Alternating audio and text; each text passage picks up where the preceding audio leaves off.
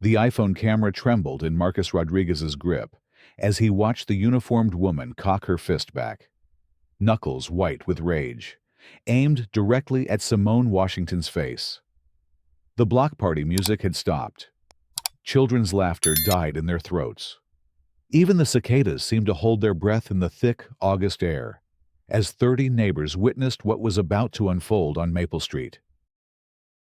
"You aggressive piece of—" Officer Patricia Henley snarled, her HOA security badge catching the dying sunlight as her arm drew back further. Simone didn't flinch. At 34, the investigative journalist had faced down corrupt politicians, violent gang members, and courtroom intimidation tactics that would have broken lesser people. But this moment felt different. This wasn't a calculated professional risk. This was her own neighborhood, her own street, where she'd lived peacefully for 3 years until today. "Ma'am, I'm simply trying to help resolve the parking situation," Simone said, her voice steady despite the adrenaline coursing through her veins. "Mrs. Chen has every right to park in front of her own home." The dispute had started so innocently. Willow Creek's annual block party was supposed to be a celebration, a chance for the tight-knit community to come together over grilled burgers, homemade lemonade, and children's games sprawled across the temporarily closed street. Simone had been helping elderly Mrs. Chen carry folding chairs from her garage when Patricia Henley arrived in her white HOA patrol car, sirens wailing unnecessarily through the peaceful suburban afternoon. "That vehicle is in violation of HOA parking regulations," Henley had announced, stepping out of her car with the swagger of someone who'd confused a clipboard with actual authority. "Oriental lady needs to move it immediately." The racial slur had hit the crowd like a physical blow.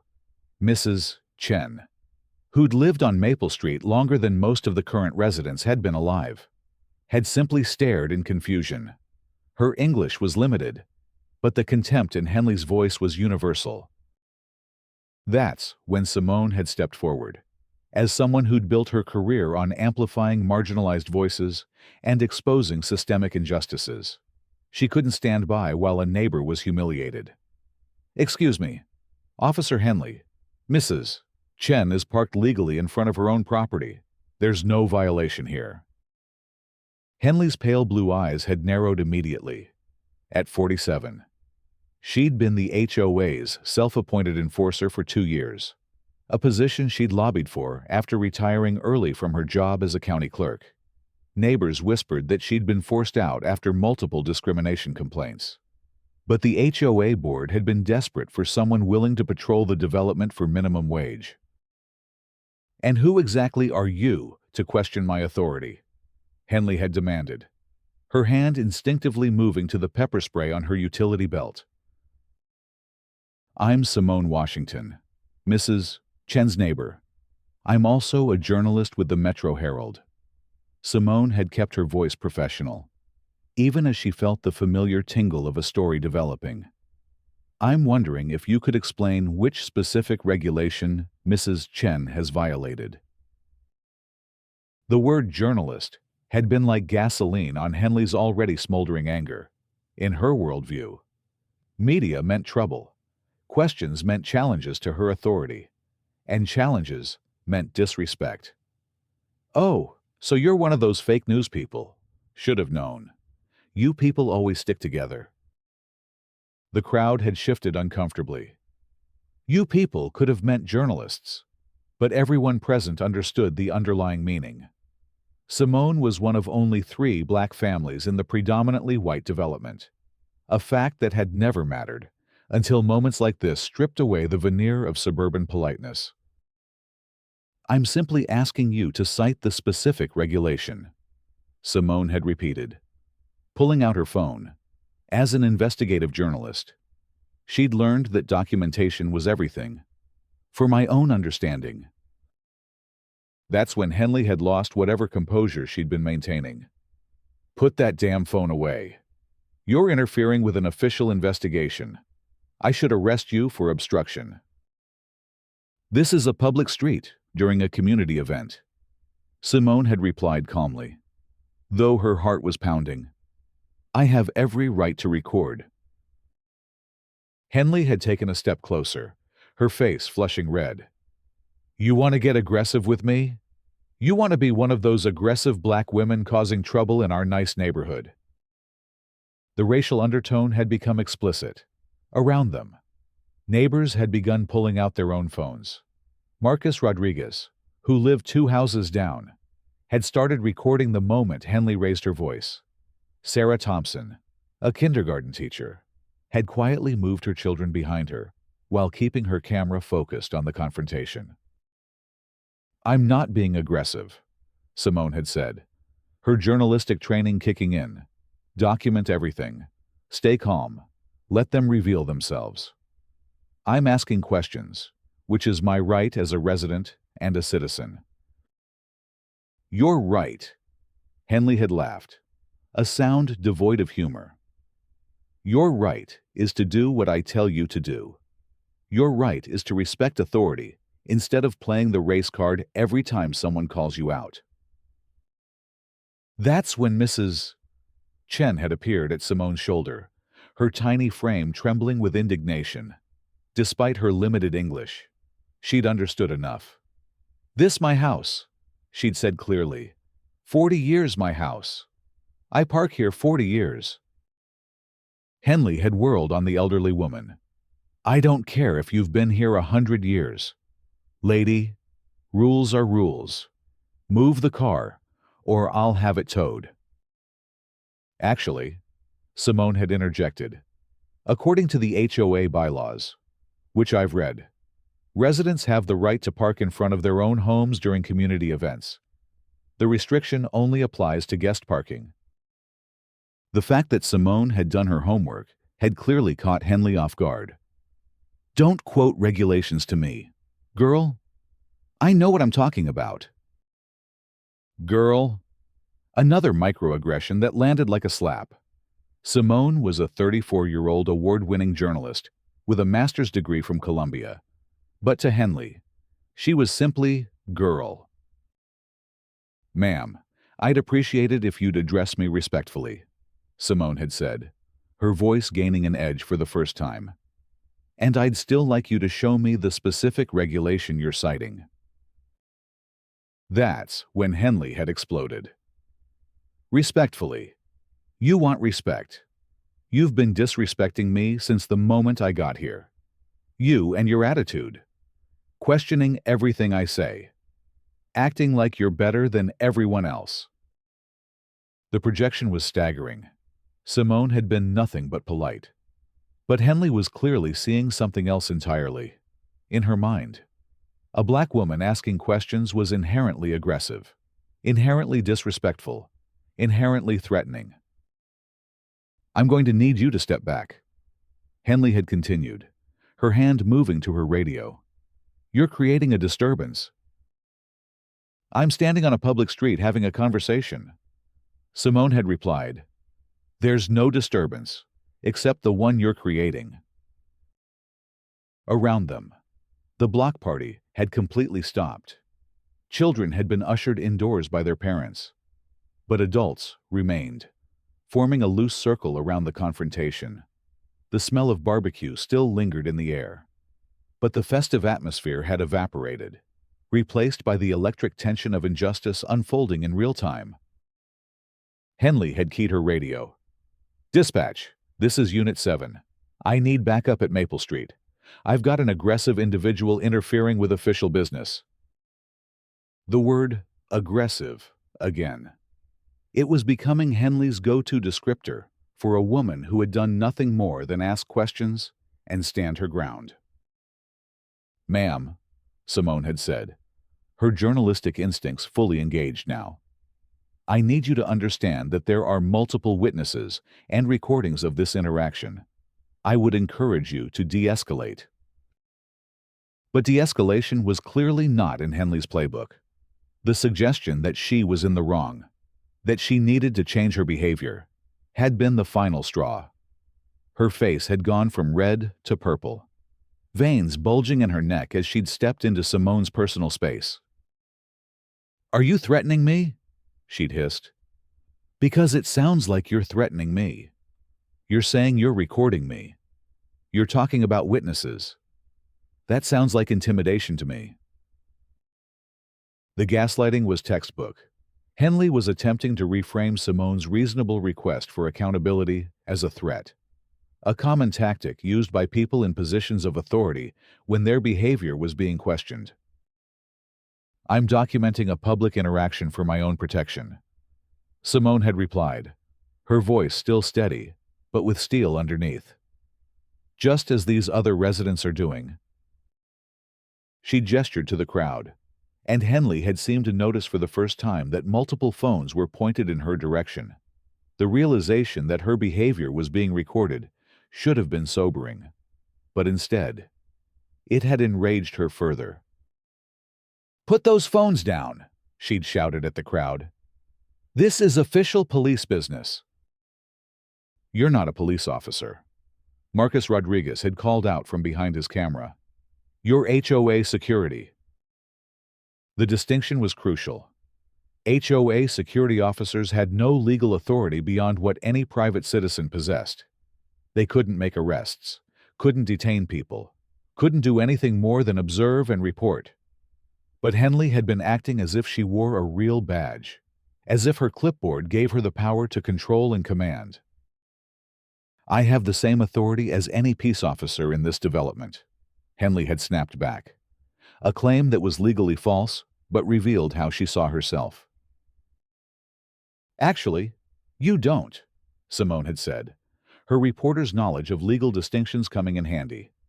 HOA security officers are private citizens with no special legal authority.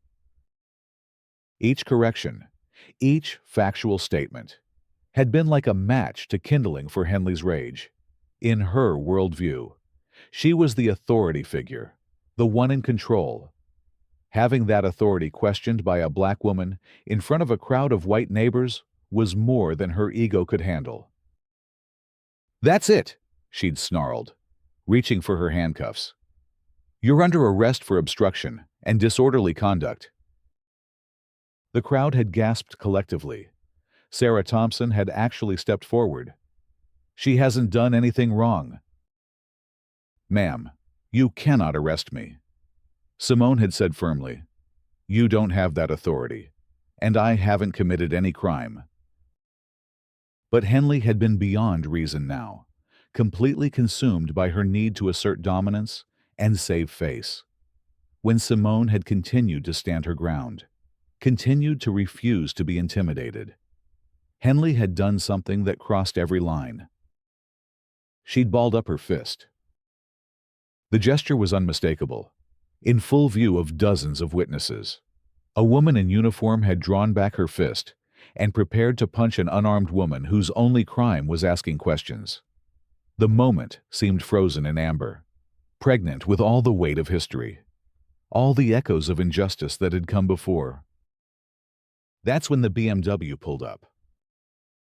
The black sedan moved slowly down the street, navigating around the block party barriers with the calm precision of someone who belonged there.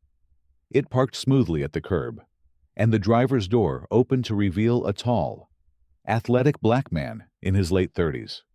He wore jeans and a casual button-down shirt, looking like any other resident coming home from Saturday errands. But Simone's face had transformed the moment she saw him. Relief, love, and something that might have been anticipation flickered across her features as her husband, David Washington, stepped out of the car. David had taken in the scene immediately, his wife facing down a uniformed woman with her fist raised. A crowd of neighbors with phones out, the electric tension crackling through the air.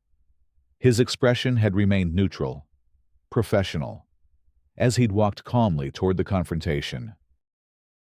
"Is there a problem here?"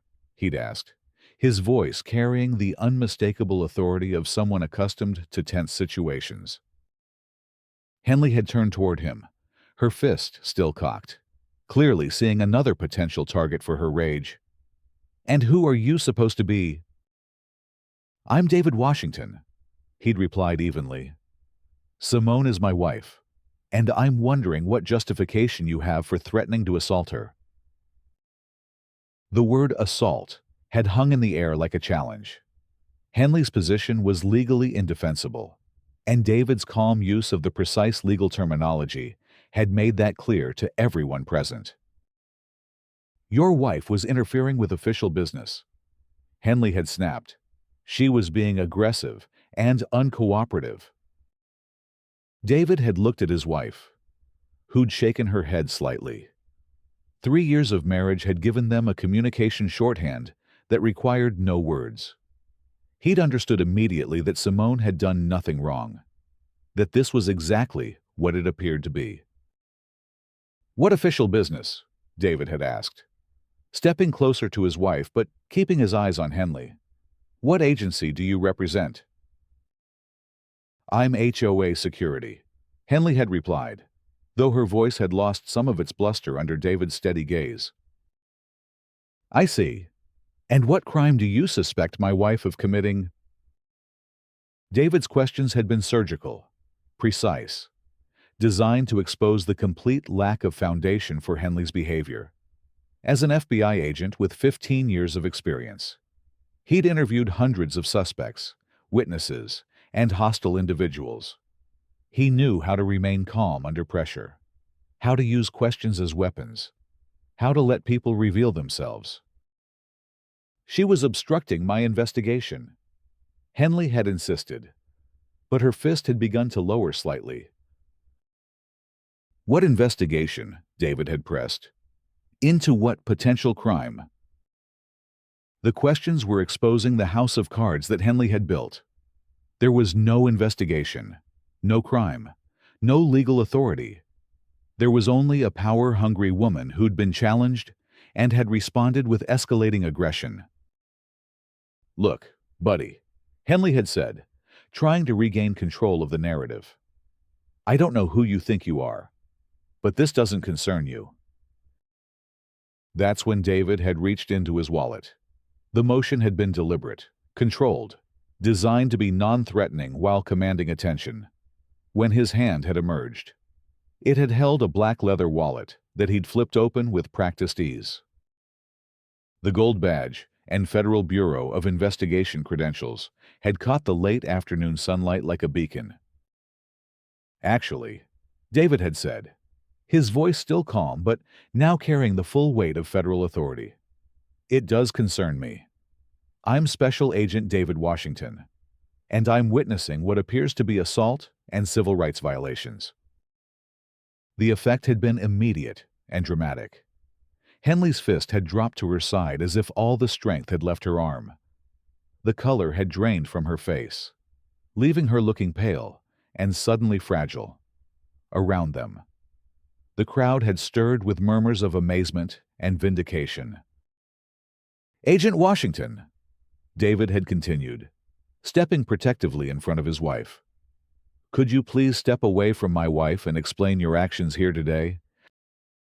The use of his own title had been deliberate, a reminder to everyone present that this wasn't just a husband defending his wife. This was a federal law enforcement officer witnessing potential crimes in progress. Henley had stumbled backward, her mind clearly racing as she tried to process this completely unexpected development. One moment, she'd been the authority figure, the one in control. The next moment, she'd been facing down an FBI agent whose wife she'd just threatened to assault. There was a parking violation," Henley had stammered, her earlier confidence evaporating like morning mist. "A parking violation that justified threatening physical violence against an unarmed woman," David had asked, his tone still professional, but with an edge that suggested his patience was finite. The question had hung in the air like an indictment. Everyone present had understood that there was no possible justification for Henley's behavior, no explanation that could transform her actions from assault and harassment into legitimate law enforcement. "Agent Washington," Simone had said quietly, "there was no parking violation. Mrs. Chen was parked legally in front of her own home.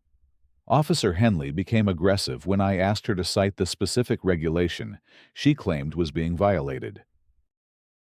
David had nodded, his eyes never leaving Henley's face. "Did you threaten to arrest my wife?" She was interfering. Henley had started. "Did you threaten to arrest my wife?" David had repeated, his voice cutting through her explanation like a blade. Henley had looked around desperately, as if searching for an escape route or an ally. But the crowd that had been watching her performance with growing disgust was now looking at her with open contempt. There would be no support, no backup, no way to spin this situation in her favor. "I was trying to maintain order," she'd said weakly. By threatening to punch an unarmed woman who was asking questions, David had pressed. In what law enforcement training manual is that considered appropriate? The questions were methodical, building a case that could be used in court if necessary. David was already thinking several steps ahead, considering what charges might be filed, what evidence would be needed, what witnesses would need to be interviewed. That's when the Fairfield police arrived.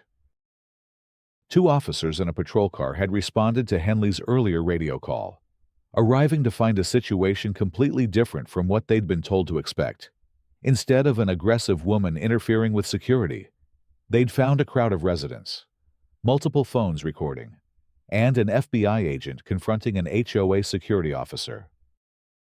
Officer Jennifer Martinez, a 10-year veteran, had stepped out of the patrol car and immediately assessed the scene with the practiced eye of someone who'd responded to thousands of calls.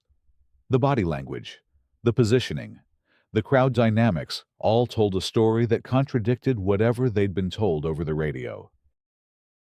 "What's the situation here?" she'd asked, directing the question to the crowd in general, rather than assuming Henley was the authority figure. David had stepped forward, his credentials still visible. "Special Agent Washington, FBI. I've witnessed what appears to be assault and civil rights violations by this HOA security officer against my wife and a neighbor." The introduction had changed everything. Officer Martinez had immediately shifted into a more formal mode, recognizing that she was dealing with a potential federal case rather than a simple neighborhood dispute. "Agent Washington," she'd said professionally, "can you walk me through what you observed?" David's account had been precise, factual, devastating. He'd described arriving to find Henley with her fist raised toward his wife, the alleged parking violation that didn't exist, the racial language that had been used, the illegal arrest threats. Each fact had been delivered with the clinical precision of someone who'd testified in federal court dozens of times. Officer Martinez had taken notes, asked clarifying questions, and then turned to the crowd. "Did anyone else witness these events?" A chorus of voices had confirmed David's account. Marcus Rodriguez had offered his recording.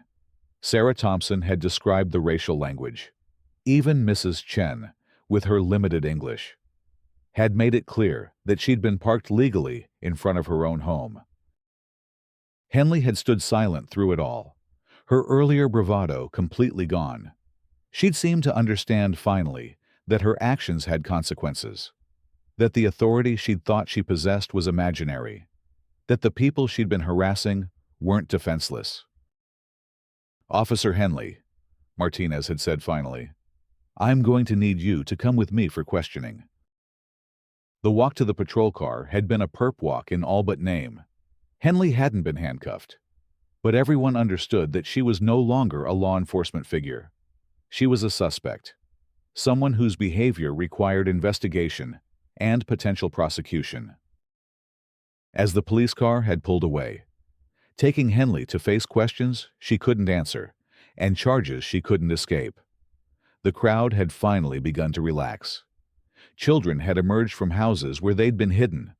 The barbecue grills had been relit, but the damage to the community's sense of safety and belonging had been done. "Are you okay?" David had asked his wife, his professional demeanor finally giving way to husband's concern. Simone had nodded, but her hands had been shaking slightly as the adrenaline had begun to wear off. "I'm fine. But David, this isn't over. There are systemic issues here, patterns of behavior that need to be exposed." Even in the aftermath of being threatened and harassed, Simone's first instinct had been journalistic. She'd already been thinking about the story, about the investigation, about how to prevent this from happening to someone else who might not have an FBI agent for a husband. Mrs. Chen had approached them, her eyes bright with tears. "Thank you," she'd said simply. "Thank you for helping." The interaction had reminded everyone what this was really about. It wasn't about parking, or regulations or authority. It was about basic human dignity. About the right to exist in your own neighborhood without harassment.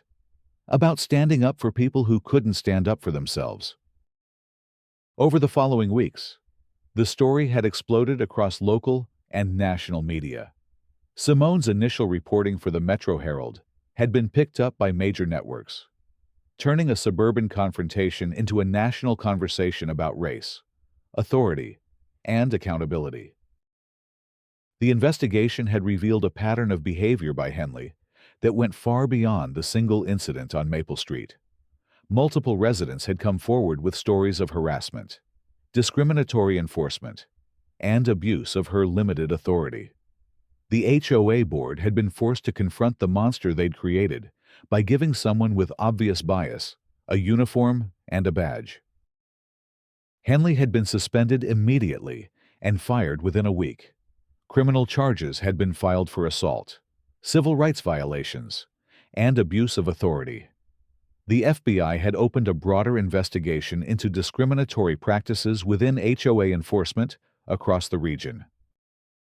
But perhaps most importantly, the incident had galvanized the Willow Creek community.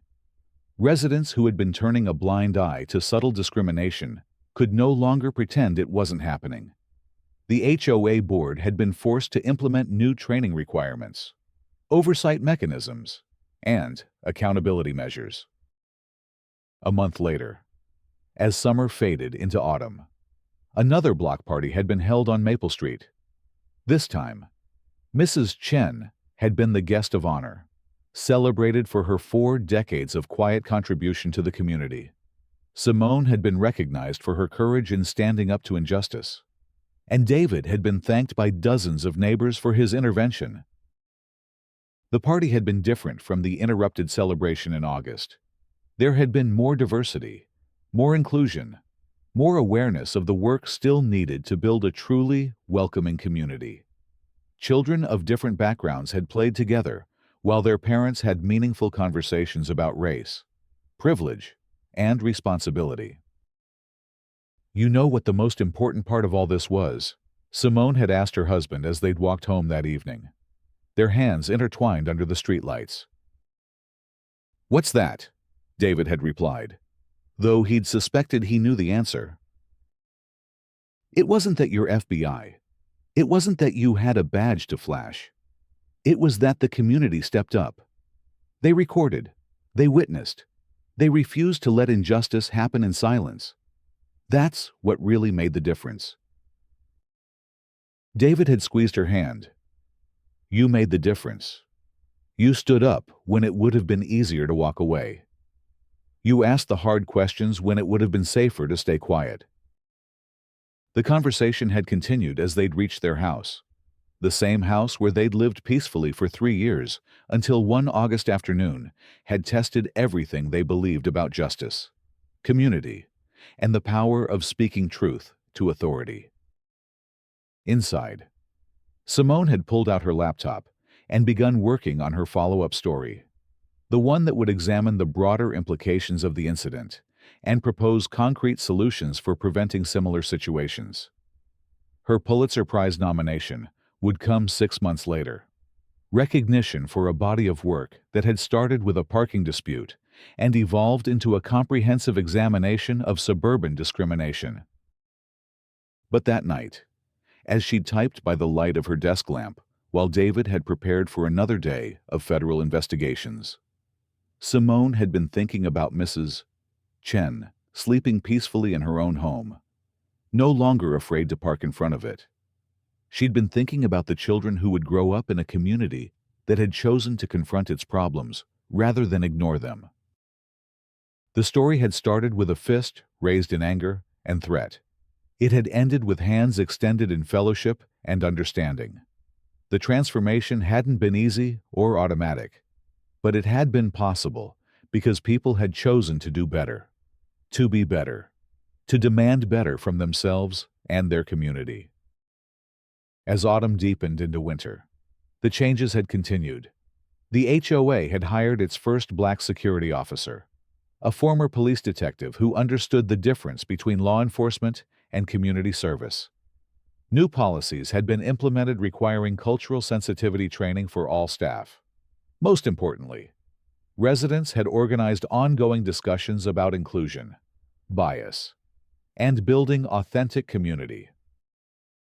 The incident on Maple Street had been a moment of crisis that could have torn the community apart. Instead, it had become a catalyst for growth, understanding, and positive change. Not because the crisis had been easy to navigate, but because people had chosen to navigate it together, with honesty, courage, and hope for a better future. And somewhere in the midst of all that change and growth, Patricia Henley had faced her own reckoning. The criminal charges had been just the beginning. Civil suits had followed, along with the deeper work of understanding how her prejudices had led her to that moment on Maple Street. Fist raised against an innocent woman whose only crime had been asking questions and standing up for a neighbor. The last update Simone had received was that Henley was in therapy, working to understand the roots of her behavior and find a different path forward. It wasn't the dramatic comeuppance that some had wanted, but it was perhaps more meaningful the possibility of actual change, actual growth, actual redemption through the hard work of confronting uncomfortable truths. Because in the end, that's what the story had really been about. Not the moment of confrontation, not the satisfying revelation of David's badge, not even the justice that had followed. It had been about the choice that every person faces when confronted with injustice to look away or to stand up, to stay silent or to speak truth, to accept the status quo or to demand something better. On Maple Street, on one August afternoon, enough people had made the right choice to change everything, and in a world that often feels divided and hopeless. That possibility, the possibility that communities can choose justice over comfort, growth over stagnation, inclusion over exclusion, remains the most powerful story of all. The recording from Marcus Rodriguez's phone had become evidence in a federal civil rights case. Sarah Thompson's witness testimony had been featured in Simone's Pulitzer-nominated series. Mrs. Chen's quiet dignity in the face of discrimination had become a symbol of the everyday courage required to build a just society. But perhaps the most important legacy of that afternoon was the conversation it had started, the awareness it had raised, the commitment it had inspired in dozens of people who had witnessed injustice and decided they wouldn't let it stand. Change, real change, doesn't happen in dramatic moments of confrontation. It happens in the quiet decisions people make every day to be better neighbors, better citizens, better human beings. And on Maple Street, in the suburban community of Willow Creek, that change continued every day. One conversation, one relationship, one act of courage at a time. Because sometimes, when you stand up to a bully with a badge, you discover that you're not standing alone.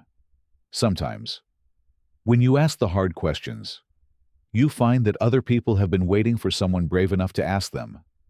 And sometimes, when you refuse to be intimidated, you inspire others to find their own courage, their own voice, their own power to create the kind of community where everyone can truly belong. The story that had started with a threat of violence had become a story of hope, proving that, even in the darkest moments.